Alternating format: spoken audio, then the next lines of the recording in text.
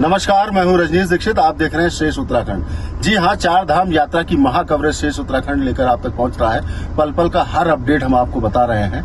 आज हम बात करेंगे अपनी चार धाम यात्रा की जो कवरेज है, इस कवरेज के दरमियान हम लोगों ने क्या कुछ महसूस किया, इसके अलावा क्या कुछ देखा है हमने। हम बात करेंगे जो हमारा सफर शुरू हुआ इस चार धाम की महा कवरेज का ऋषिकेश से।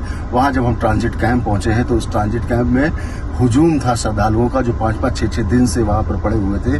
अव्यवस्थाओं का खासा बोलबाला वहां देखने को मिला, जो श्रद्धालु वहां पर परेशान हो रहे थे। इसी बीच में जब वहां से हम लोगों का सफर आगे बढ़ा तो सफर आगे बढ़ने के बाद हमने देखा कि जगह जगह पर जाम की स्थिति है। बेतरतीब जाम लगा हुआ था और लोगों को 2-2 घंटे 3-3 घंटे भूखे प्यासे, और महिलाओं की गोद में बच्चे थे, उनको भी परेशान होना पड़ा। हालांकि प्रशासन ने ये व्यवस्था इसलिए की कि जो संख्या है श्रद्धालुओं की खासा बढ़ गई थी। इस संख्या को किस तरीके से श्रद्धालुओं को दर्शन कराया जाए, इसको लेकर भी काफी ज्यादा मशक्कत करनी पड़ी, जिसके बाद लोग दर्शन कर पाए हैं। हम अपने ड्राइवर से ही पूछते हैं, ये चार धाम यात्रा तीर्थयात्रियों को कराते रहे हैं, इनसे पूछते हैं इनका फीडबैक जानते हैं। गाड़ी रोक लीजिए। क्या नाम है आपका? प्रीतम जी, ये बताइए कि आप कब से चार धाम यात्रा में टैक्सी चला रहे हैं? 8-9 साल हो गए मेरे को गाड़ी चलाते हुए, टैक्सी चलाते हुए। क्या फीडबैक है इस बार की यात्रा का? इस बार तो सबसे देखने पे आ रहा है, सबसे ज्यादा भीड़ 8-9 साल से ज्यादा, सबसे ज्यादा भीड़ इस साल देखने पे आ रही है। अच्छा, क्या लगता है कि मतलब जो आपने इस बार देखा जो भीड़ है, उस भीड़ में किस तरीके से प्रशासन के क्या इंतजाम, पुलिस की क्या व्यवस्था दिखी आपको? सर, प्रशासन की क्या है, सिंगल रोड है, पब्लिक ज्यादा है, कहाँ से क्या करे, कंट्रोल नहीं हो पा रही है। अच्छा, जाम जहाँ जहाँ लगा था, नहीं लगता था आपको कि वहाँ पर जैसे कि पानी का संकट था, शौचालय नहीं थे, श्रद्धालुओं कहीं और रोकना चाहिए था, या ये सब व्यवस्थाओं को ध्यान में रख के जाम उनको वहाँ पुलिस को बैरिकेड लगाना चाहिए था? ये तो प्रशासन को करना चाहिए। ये ऐसी जगह रोकना चाहिए जहाँ पर शौचालय हो, खाने पीने की व्यवस्था हो, ऐसी जगह होना चाहिए, बैरिकेड लगाना चाहिए। ये तो मानना है प्रशासन की गलती है, ये गलती है। बाकी आपको खासा भीड़ नजर आई? हाँ जी, बहुत ज्यादा भीड़। तो देखा आपने, ये हमारे जो हम लोग कवरेज में इनका भी अहम योगदान है। इनका नाम प्रीतम है। ये 10 सालों से चार धाम यात्रा में अभी टैक्सी ड्राइव करते हैं। ये जो आप सीधे सड़क में सामने देख रहे हैं, ये सीधे जा रही है बद्रीनाथ धाम की ओर। हम लोग जोशीमठ पहुंचने वाले हैं, जोशीमठ से थोड़ा पहले हैं। आप वो देखेंगे कितनी जिगजैग रोड्स हैं, और ऊपर जो वो आप चढ़ाई देख रहे हैं वो सीधे उधर से ही होते हुए देखेंगे कितनी जिगजैग रोड्स हैं, और ऊपर जो वो आप चढ़ाई देख रहे हैं वो सीधे उधर से ही होते हुए यहाँ से जाना है, और श्रद्धालुओं का आना बदस्तूर जारी है। मैं आपको बताऊं कि इस चार धाम की महा कवरेज में जब श्रद्धालुओं से बात की कि आखिर क्या उनका फीडबैक, तो उनका जो स्पष्ट रूप से ये कहना था कि दर्शन करने के बाद वो अभिभूत हो गए। उनको बद्रीनाथ में काफ़ी सुगम व्यवस्था दर्शन की लगी कि जो प्रशासन ने की थी। केदारनाथ में उनको सबसे ज़्यादा व्यवस्थाओं का सामना करना पड़ा, चाहे वो ओवर रेटिंग की बात हो या फिर सीढ़ियों सामानों की या फिर खच्चरों की। हाँ, इस यात्रा में जो सबसे महत्वपूर्ण बात है, जब केदार घाटी आप जाते हैं तो जो साथ में खच्चर भी चलते हैं, उस खच्चर की चलने की वजह से पैदल जो यात्री हैं उनको कई बार वो घायल भी हो जाते हैं, उनको बड़ी मशक्कत का सामना करना पड़ता है। वजह यह है कि एक लेन से खच्चर आते हैं, एक लेन से जाते हैं, बीच में श्रद्धालु, और तो बड़ी, और रास्ते अगर आप देखें तो रास्ते बहुत डैमेज रास्ते हैं, मतलब गड्ढों की जगह जगह पर गड्ढे हैं, कई जगह पर वहाँ पर अंधेरा भी रहता है।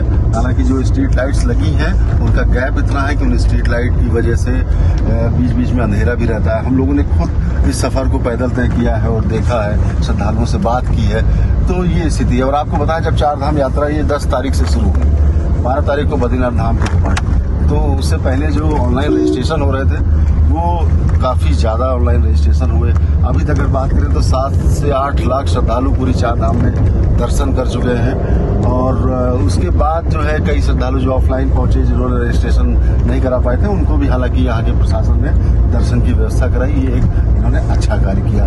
इसके अलावा अगर हम बात करें तो ये जो स्थिति है, देखिए कि जो सड़क में वाहन कई खराब हो जाते हैं, जिसके बाद जो गंगोत्री यमुनोत्री में खास तौर पर जो लोगों को समस्या आई वो यही आई कि जो इतना वहाँ पर चूंकि ट्रेन काफ़ी हाई है, तो उस ट्रेन हाई की वजह से गाड़ी को पहले रोकना पड़ता है, बैरिकेड किया जाता है ताकि एक लेन क्लियर हो, फिर दूसरी लेन को क्लियर किया जाए। तो उस क्लियरेंस में भी जाम लगता है, जिसकी वजह से श्रद्धालु परेशान उनको होना पड़ता है जाम की वजह से। बहरहाल जो खास बात ये थी कि जो महिला श्रद्धालु देश के कोने कोने से यहाँ पहुंचे थे, जिनसे हमने बात की, असम से, हैदराबाद से, उन लोगों का कहना था कि सरकार को थोड़ा इंतजाम सही करने चाहिए थे, खासतौर पे मतलब शौचालय शौचालय की जो व्यवस्था थी वो दुरुस्त नहीं थी, उसको लेकर भी श्रद्धालुओं में नाराजगी देखने को मिली। इसके अलावा पुलिस प्रशासन के बर्ताव, ये बहुत इंपॉर्टेंट पॉइंट है कि आखिर एक और तो श्रद्धालु इतनी दूर से सफर करके यहाँ पहुंचता है, उसके बाद जाम झेलना पड़ता है, फिर कई दुश्वारियां हैं, जिसके बाद जाकर तब जो है इन 4 धामों के जो उत्तराखंड के इनके दर्शन होते हैं। उस बीच जो उनका बर्ताव है, मान लीजिए अगर किसी ने शिकायत की कि लाइन में कोई एक्स्ट्रा लग रहा है तो उसको डांट दिया, यहाँ तक कुछ पुलिस वालों ने ये भी कह दिया कि आपको किसने बुलाया है। तो ये एक अच्छा मैसेज नहीं है जो यहाँ से लेके श्रद्धालु जाएंगे जो इस 4 धाम यात्रा से। तो ये थोड़ी कमियां हैं जिनको दुरुस्त करना चाहिए। हालांकि आला अधिकारियों का लगातार मुआयना होता रहा, लेकिन मेरा अपना एक इम्पॉर्टेंट पॉइंट है जो कहना है, जब यात्रा जब होती है, मान लीजिए केदारनाथ की यात्रा है, तो अगर आप चॉपर से जाएंगे तो सबसे सुखद यात्रा आपकी रहेगी। खच्चर से जाने में भी आपको थोड़ा बैक पेन और कई तरीके के पेन होते हैं, जो कि काफी ज्यादा ऊपर नीचे होना पड़ता है। लोग वीवीआईपी अगर एक बार पैदल मुआयना जरूर करते हैं इसका चलते, तो वो समझते हैं कि क्या केदार घाटी में किस तरीके की सड़कों की व्यवस्था है, लाइट का अभाव है, जगह जगह पर शौचालय है लेकिन टैंक उनके फुल हैं, जिसकी वजह से वहाँ बाहर ही लिखा हुआ है बंद है। तो इन अव्यवस्थाओं का ना सामना करना पड़ता और चीजें और दुरुस्त हो सकती थी। लेकिन बहरहाल अब जो स्थिति है उस स्थिति को ही संभाल लिया जाए तो भी बेहतर है। वो स्थिति यही है कि जो अभी जो सुविधाएं हैं उनको थोड़ा सा ठीक कर लिया जाए, रिवाइव कर लिया जाए। इसके अलावा जो श्रद्धालु पहुंच रहे हैं उनके साथ बर्ताव ठीक किया जाए, और ओवर रेटिंग की जो शिकायतें आ रही हैं धाम में उनको ठीक कर लिया जाए। तो जो सरकार के जो जितने इंतजाम इन्होंने किए हैं उस इंतजाम को और अच्छा किया जा सकता है, और इस 4 धाम यात्रा को और सुरक्षित, सुगम और आरामदायक बनाया जा सकता है। चलिए हम आपको आगे लेके चलेंगे और पल पल का हाल बताएंगे। अब हम आपको लेके चलेंगे बद्रीनाथ धाम, और वहाँ भी श्रद्धालुओं से बात करेंगे, वहाँ की जमीनी हकीकत क्या है, सरकारी दावे क्या है, ये भी आपको हम बताएंगे। कैमरा पंकज तलवार के साथ मैं रजनीश दीक्षित, 4 धाम यात्रा।